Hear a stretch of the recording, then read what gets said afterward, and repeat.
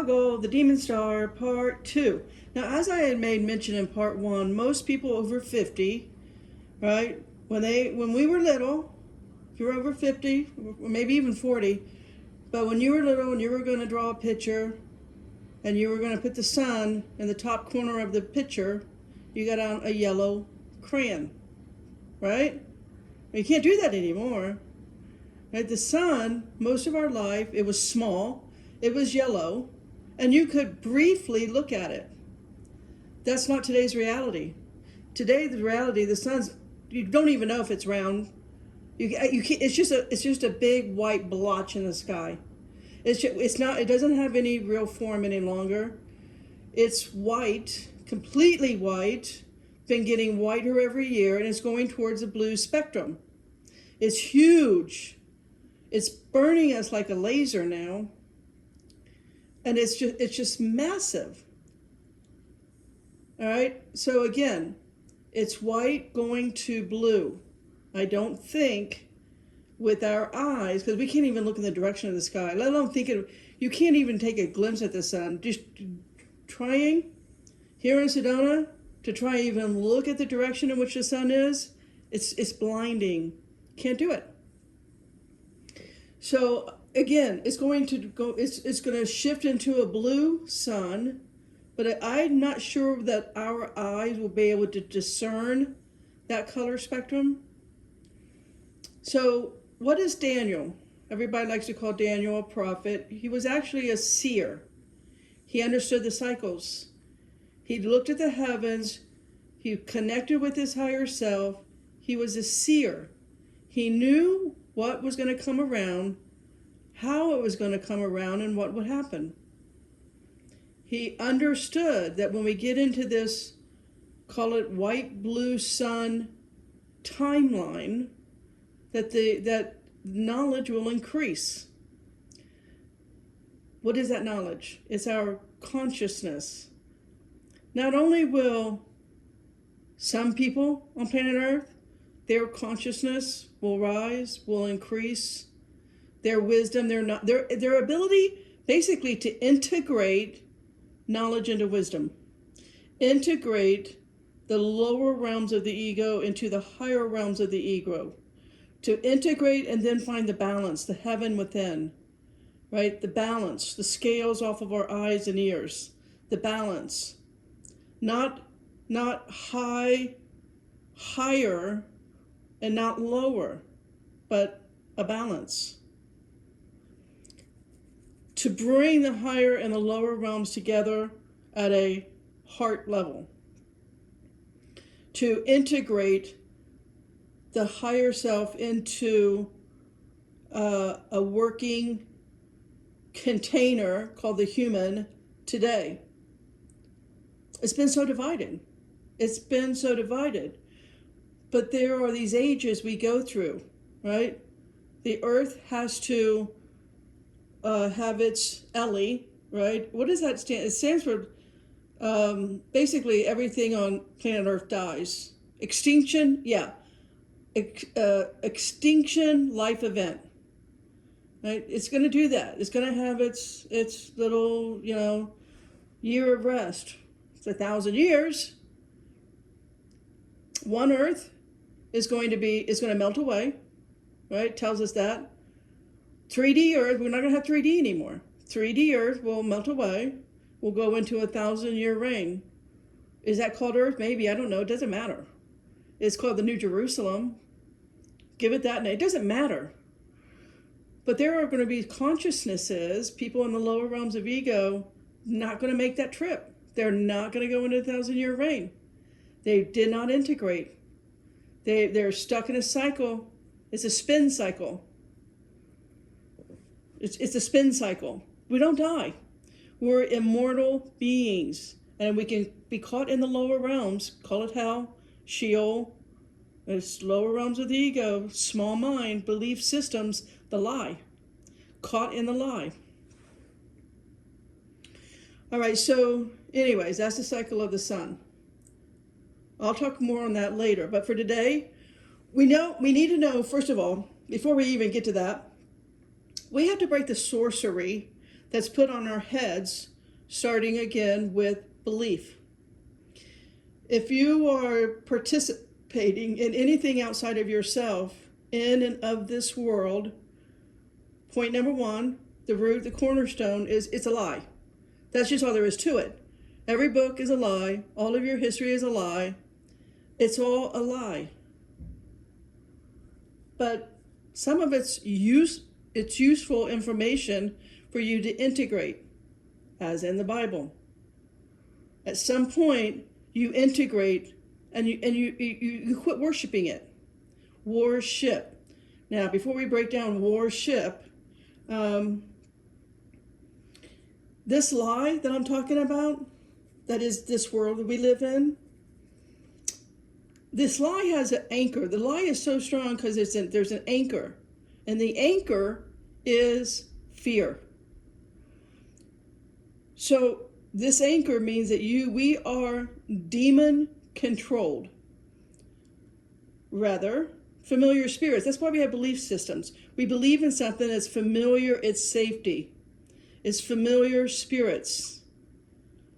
We like our safety nets. We like our beliefs. We like the lie. Remember Isaiah 30:10? Please don't tell us the truth. Please preach to us lies. Tell us, entertain us, bread and circus. These familiar spirits, they keep you safely in their game, not your game, their game. They need something to do, right? They're in a spin cycle of the lower realms of hell, lower realms of ego. And by keeping your consciousness here in the lower realms, keep getting new coats of skin, that's the spin cycle. They don't want to lose you because the devil can kill your soul. And we've already read that. I've already done too many videos on that. They can capture you, and that's what they're doing. And what's the word I want? You worshiping anything outside of yourself feeds them. Demon controlled. It's fear-based. You don't need to go outside of yourself. Now, let's look at the sorcery of language. Language is 3 root words. Land, L-A-N, gu, G-U, as in guru, and then age, A-G-E. They rule us and they keep us in a spin cycle of the lower realms called 3D Earth in a human container. All right, so let's break down language. LAN means a system to connect devices and locations. Now, that's the anchor. It's a system of fear. All right, it connects devices, meaning, remember Ephesians 6:12, the electricity in the air connects you today to your phones, all to your brain, symbolism. There's a lot of subconscious stuff going on. Okay, that's LAN. Then you have GU, gu. And again, I've already told you that. It's a Sanskrit word meaning darkness or ignorance. And then you have, so here we got connected to darkness and ignorance. And then you have age, means a lifetime. It is for a lifetime or it is for ages, right? Many lifetimes or an eternity. So do you see how they keep us in darkness now? It's simply how we talk to each other. Age after age for what could be millions, maybe even trillions. I don't know, it doesn't matter. But it's in these lower realms of ego and belief systems, keeps you in a spin cycle, in a whirlwind. The Bible tells you that. We're going to get into spin and whirlwind. Now, whirlwind, read the 25 verses in the Bible on whirlwind. I will pick my favorite book in the Bible, Proverbs, absolutely, hands down, where all the wisdom is. So really read. There's 25 verses of whirlwind. It's a worthy study. I've already done it. So I'm not going to get into that right now. But I'm going to go with, out of the 25 verses with whirlwind, I'm going to go with Proverbs 10:25. As the whirlwind passeth, so is the wicked no more. but the righteous is an everlasting foundation. You and me, we are the righteous. We are immortal. And once you connect to your higher self, open up that inner eye, that's what that one eye is all about. I finally figured that out. It's taken me a long time to figure all of the symbolism out, but there's good symbolism too. Now, it's used for evil purposes. There's always a dark and a light. Once you get out of believing in one way, and you strike a balance, like the symbol I showed you in part 1, you strike that balance and you understand, and there's wisdom in both, the dark and the light. Right? There's wisdom to be had there. Now, it took me 12 hours a day, 7 days a week, for over 3 years to strike that balance, to get it. I was gifted. That light that's encoded in my DNA, I was meant this lifetime to have that opportunity and to take the time to have that kind of curiosity and the deep want, the deep desire to do nothing but study, to strike the balance, to connect to my higher self, to get out of the lower realms. It was in my DNA to do that, because there's a shift coming, and I'm taking my ancestors through the shift. Right? I was the one selected to take the ancestors through the shift. That's all there is to that. That's what Proverbs 10:25 is telling you. Once you're out of the lower realms, you can read that and all the verses in the Bible and understand what it's telling you. It's a living word. If you're not going on a sojourn, if your soul's not progressing and going on a journey as you're reading the Bible, then you're reading it from a lower realm. You're not getting into the heart and allowing the heart to align with your soul, your mind, your higher self, the kingdom within. Once that aligns, once that becomes congruent, it transforms you. And that's why many people will not be able to go along with these videos, because they're operating from a lower realm, and it's okay. There's no judgment with that. It doesn't matter. It doesn't matter. You're not going to die. You are an immortal being. So once you connect to that inner eye, that one eye, right? You get the scales off your eyes and ears, and you stop spinning around, and you get balance. Okay, you get to, what is the root word of heaven? Eve.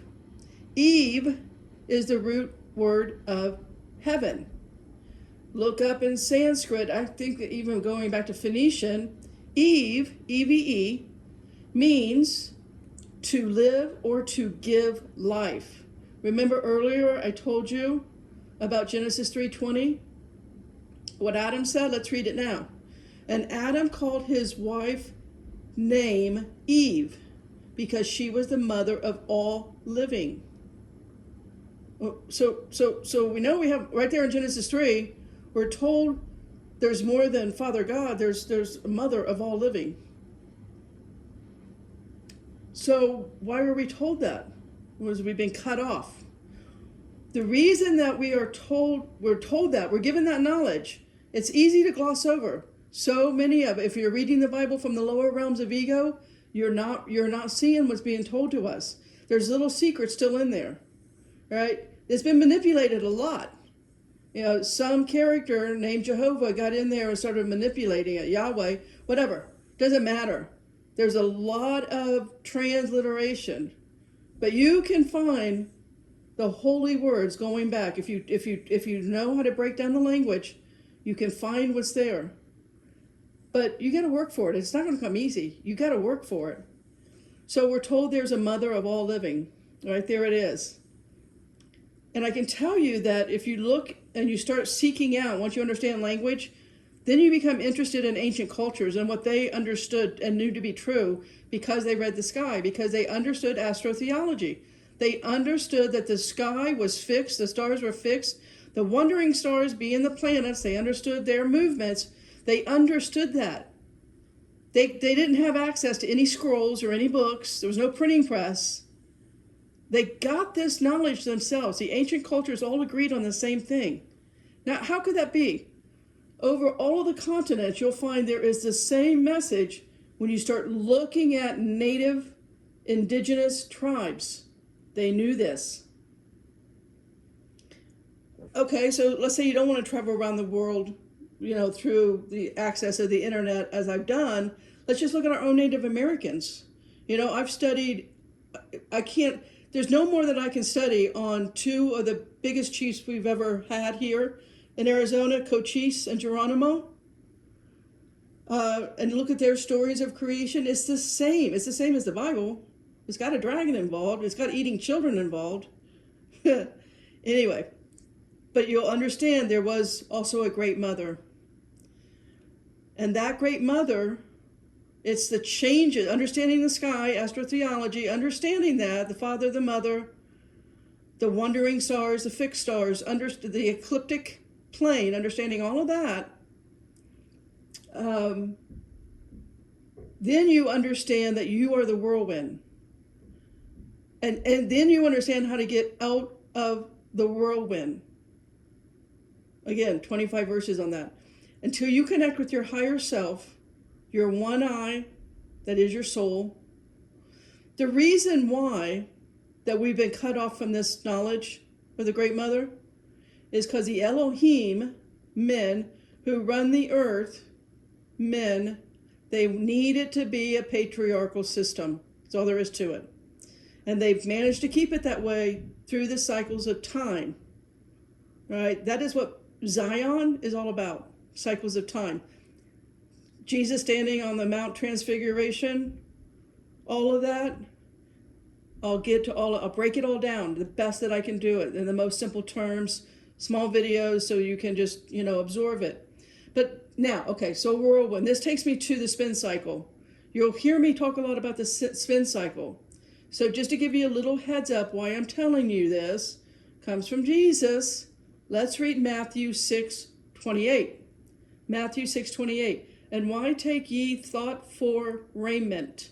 Consider the lilies of the field, how they grow, they toil not, neither do they spin. There's so much here to break down, and I will eventually. But if you're in the lower realms, you're not right away thinking, why did Jesus say, why take ye thought for raiment? Why are you putting your thoughts as your clothes? Belief systems. You're covered in belief systems. The demons read it. They know it. The electrical wires know it. What is the elect in the Bible? What is the elect really talking about? If it's everything is as above, so below, what is the elect? It's electrons. Elect is the root word for electrons. What is in your body?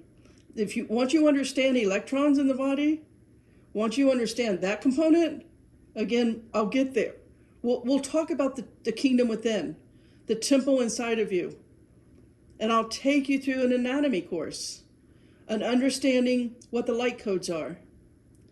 You are light. I'm going to go through a bunch of Bible verses on how you are light.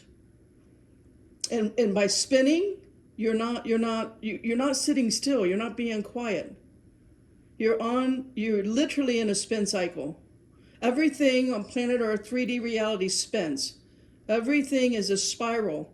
There is nothing happening here in 3D Earth that doesn't spiral. It all spirals. Now, read the rest of Matthew 6. And if you do that through the etymology of the words, it takes time, right? It's not easy. It takes time. At first you can just read it through the concordance, but then if you don't take the time to go beyond the concordance and go to the etymology of every single word in Matthew 6, it's important. Jesus is giving us the Lord's Prayer, for heaven's sakes, in Matthew 6. It's very important to take the time and go through that etymology. If you're curious, if you have a deep desire for wisdom and you want to know the truth, then you will be able to do that. So I can only give you an outline because you have free will. You have free will whether you want to get out of indoctrination. Doctrine. Doctrine is, break that word down. Doctrine, meaning a sound doctrine in the Bible. Understand the etymology of doctrine and indoctrination. That's just prefixes and suffixes. The root word is doctrine. Doc is to teach and trine. Trine, T-R-I-N-E. That is an astrology term, and it means 120 degrees or threefold. So when you look at, let's say, I'm gonna have to wrap part two up here. Let me end with this. Let me end with Job 3:23.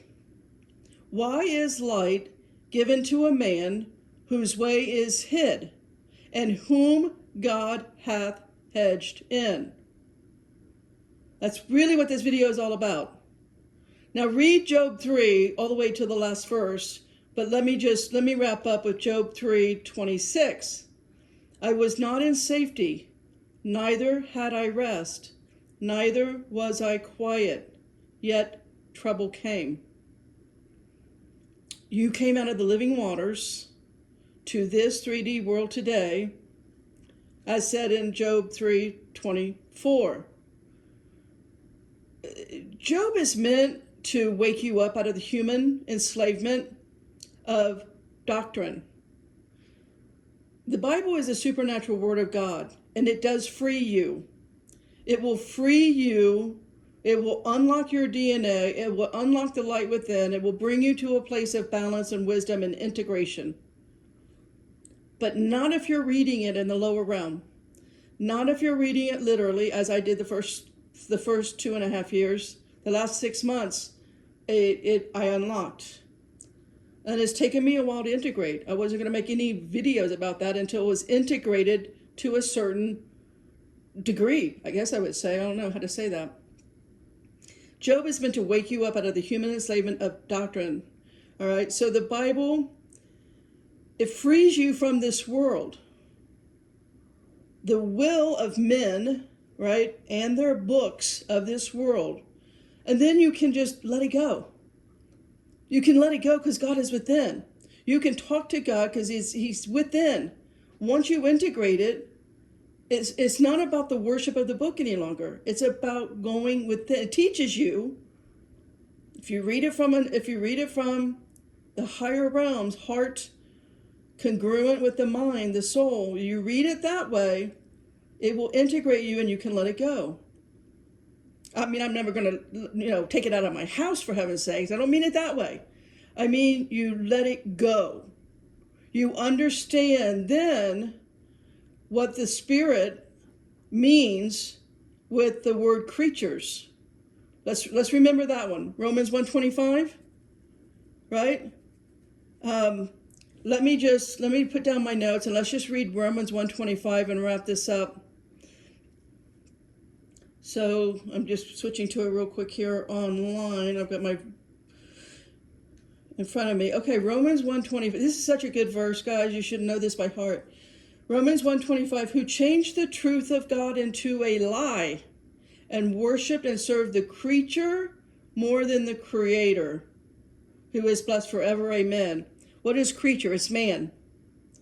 You're listening to the lies of men. They're called pastors and priests, and they call what are the names for prophets, bishops, deacons? It's a man. It's a human. You're following a human system that is demon controlled and anchored in fear. It's a business. It's a religiosity. It's a business. It's about money. It serves only the demons. That religious spirit keeps you in the lower realms of ego. That's all I can say. Potter out.